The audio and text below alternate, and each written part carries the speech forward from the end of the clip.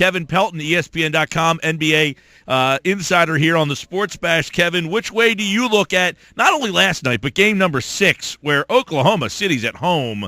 Do you look at Oklahoma City wilting down the stretch, or just Golden State is historically good right now?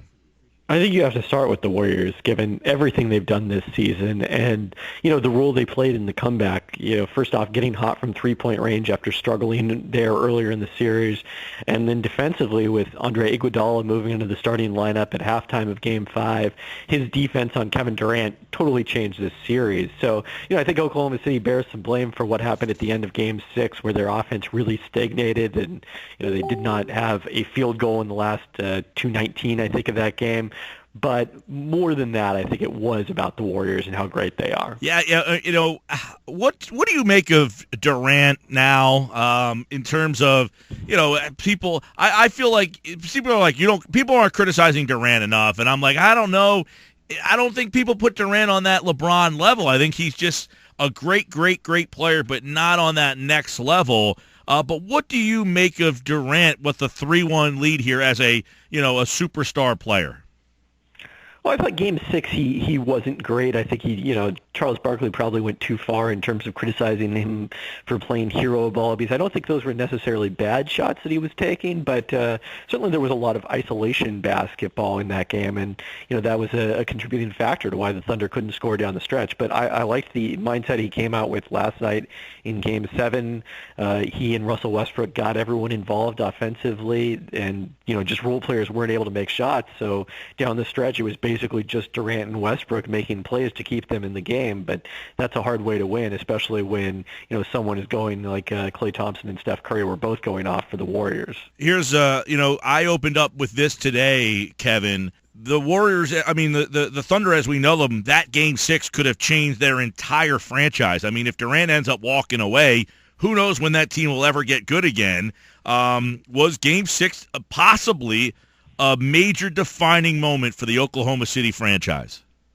Yeah, I think, you would have looked at them going to the finals with a good chance to win that series. Cleveland probably would have been favorites, but, certainly making another finals run and having a chance to win the title changes how, we look at this franchise, what they've accomplished in the Durant-Westbrook era, and then, how Durant looks at the team. I still think it's a long shot that he leaves this summer, given what they did accomplish in the playoffs. I think it makes too much sense for him to sign the one-year contract with a player option for the second year so he can go back into free agency next summer at the same time as Serge Ibaka and Russell Westbrook, and potentially make a lot more money that way as well. So I think that's probably the direction he's headed. So they've still got another chance to do it with this core next year and convince everyone to stick around, but that process would have been a lot easier if you had made the finals this year. If Durant was to leave, what are the most likely destinations for him? It's tough to say because it's all conjecture from the outside. I think there was a lot of NBA scuttle about San Antonio a few weeks ago, as Zach Lowe reported, Mark Stein reported on ESPN. But after the Thunder beat the Spurs and made them look kind of old in the process, that seems like a strange move, and it would be tough to go to Golden State directly after losing to them. So, that's what makes it hard to figure out what his destination would be. I know Celtics fans hope he might go there, but it's hard to see that at this point. Yeah, and I know Washington's been talked a lot. I know here in Philly there was a tweet out there that he had dinner last night with the strength coach, who I guess he knows really well, so that got people excited for a little bit there. But you feel most likely scenario for Durant, he goes back to Oklahoma City. Yeah, and part of it is a year from now, if he goes back into free agency, besides knowing more about what Ibaka and Westbrook are going to do, he also has a better idea of the direction of a lot of these other franchises. So, if a team in the East can show a lot of potential next season, look like a legitimate threat to Cleveland, then, that's a situation where maybe that makes more sense for him to go there at that point. Kevin Pelton's with us, ESPN.com, covers the NBA, and, of course, the NBA Finals are set. We got a rematch between the Warriors and the Cavaliers. Now, this was a 6-game series last year, but the Cavs were, pretty short-handed. They lost 2 very big contributors.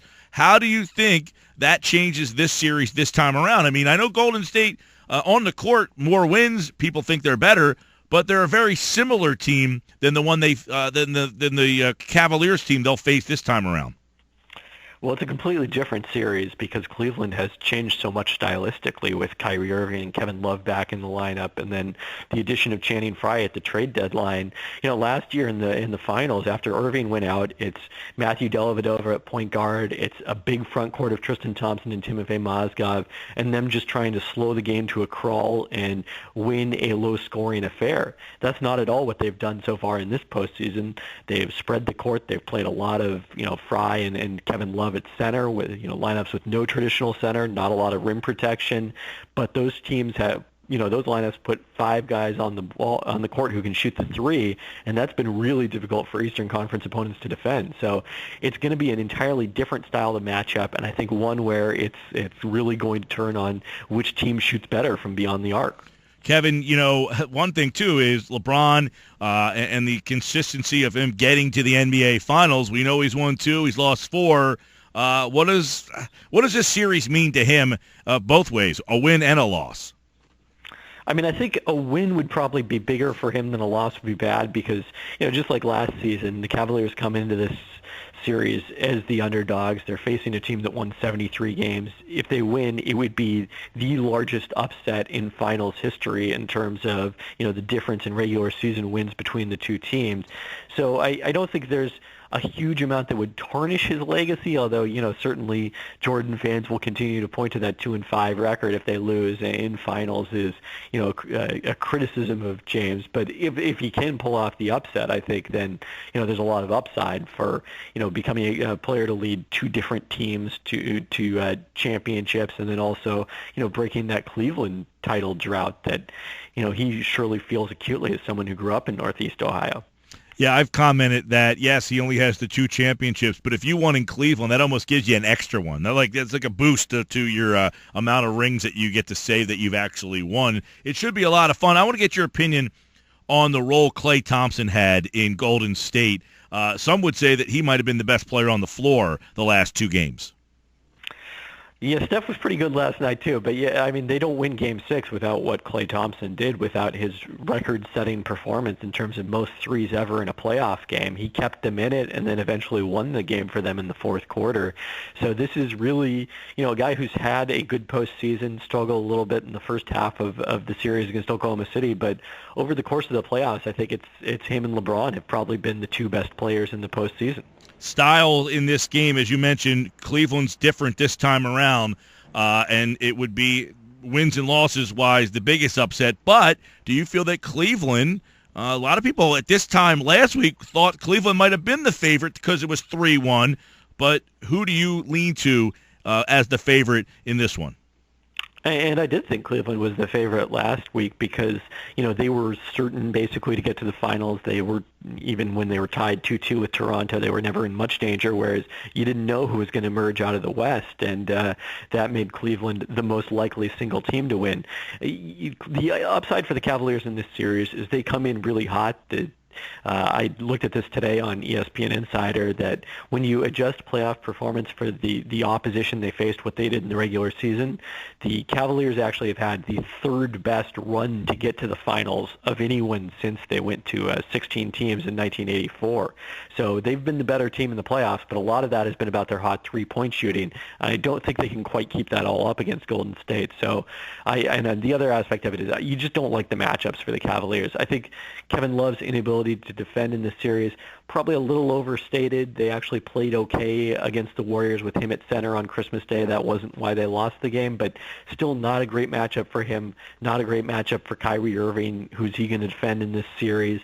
So given those 2 factors, I think the Warriors are heavy favorites. All right, that's Thursday night right here on 97.3 ESPN. Kevin Pelton taking a look at the NBA Finals, the future for one Kevin Durant. And he's a very unique superstar, a very quiet guy. You don't know too much about his thoughts and what he wants to do. A lot of times, Kevin, we just surmise they're looking for money, the best areas for endorsement type of deals. He's a very unique guy in that sense, is he not?